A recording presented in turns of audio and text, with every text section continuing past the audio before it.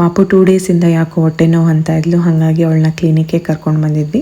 Doctor nothing to worry, ಈ age ಮಕ್ಕಳುಗಳು ಸ್ವಲ್ಪ ಕೆಳಗಡೆ ಬಿದ್ದಿರೋದೆಲ್ಲ ತಿನ್ನೋದು ಜಾಸ್ತಿ, ಹಾಗಾಗಿ ಸ್ವಲ್ಪ ಹೊಟ್ಟೆ ಅಪ್ಸೆಟ್ ಆಗಿದೆ ಅಂತ ಹೇಳಿ ಮೆಡಿಸಿನ್ ಎಲ್ಲ ಬರೆದುಕೊಟ್ರು. ನೆಕ್ಸ್ಟ್ ಮಧ್ಯಾಹ್ನ ಊಟಕ್ಕೆ ಪಲ್ಯ ಮತ್ತು ಚಪಾತಿ ಮಾಡ್ತಾಯಿದ್ದೀನಿ. ಇದಕ್ಕೆ ನಾನು ರಾತ್ರಿನೇ ಎಲ್ಲ ರೀತಿಯ ಕಾಳನ್ನು ಕೂಡ ನೆನೆ ಹಾಕಿ ಇಟ್ಟಿದ್ದೆ. ನಮ್ಮ ಫುಡ್ ರೂಟೀನಲ್ಲಿ ನಾವು ತರಕಾರಿನ ಎಷ್ಟು ಇನ್ಕ್ಲೂಡ್ ಮಾಡ್ತೀವೋ ಕಾಳನ್ನು ಕೂಡ ಅಷ್ಟೇ ಇನ್ಕ್ಲೂಡ್ ಮಾಡಬೇಕು. ಅದರಲ್ಲೂ ಕೂಡ ತುಂಬ ವೈಟಮಿನ್ಸ್, ಮಿನರಲ್ಸ್, ಪ್ರೋಟೀನ್ಸ್ ಎಲ್ಲನೂ ಕೂಡ ಇರುತ್ತೆ. ಜೊತೆಗೆ ಡ್ರೈ ಬೀಟ್ರೂಟ್ ಪಲ್ಯನೂ ಕೂಡ ಮಾಡ್ಕೊಂಡಿದ್ದೆ. ಸೊ ಯೂಶಲಿ ಕಾಳು ಪಲ್ಯ ಮಾಡಬೇಕಾದ್ರೆ ರುಬ್ಬು ಮಾಡಿದ್ರೆ ಒಳ್ಳೆ ಗ್ರೇವಿ ಬರುತ್ತೆ.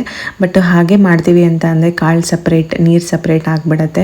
ಸೊ ಇದಕ್ಕೆ ಏನಪ್ಪ ಟಿಪ್ ಅಂತಂದರೆ, ಬೇಯಿಸಿಟ್ಕೊಂಡಿರುವಂತಹ ಕಾಳನ್ನ ಸ್ವಲ್ಪ ಎತ್ತಿಟ್ಕೊಂಡು ಅದನ್ನು ಗ್ರೈಂಡ್ ಮಾಡಿ ಆ ಪೇಸ್ಟ್ನ ಆ್ಯಡ್ ಮಾಡಿದ್ರೆ ಸೊ ಒಳ್ಳೆ ಗ್ರೇವಿ ಫಾರ್ಮಲ್ಲಿ ಚೆನ್ನಾಗಿರುತ್ತೆ. ನಾನು ಏನೇ ಆಗಲಿ ಸೊಪ್ಪು ಬೇಯಿಸಲಿ, ಕಾಳು ಬೇಯಿಸಲಿ, ಆ ನೀರನ್ನ ವೇಸ್ಟ್ ಮಾಡಲ್ಲ. ಅದನ್ನು ಮತ್ತೆ ಗ್ರೇವಿಗಾಗಿರ್ಬೋದು ಅಥವಾ ಸಾಂಬಾರ್ಗಾಗಿರ್ಬೋದು ಯೂಸ್ ಮಾಡ್ತೀನಿ. ಸೊ ದಟ್ ಕಂಪ್ಲೀಟ್ ನ್ಯೂಟ್ರಿಯೆಂಟ್ ಸಿಗಲಿ ಅಂತ ಹೇಳಿಬಿಟ್ಟು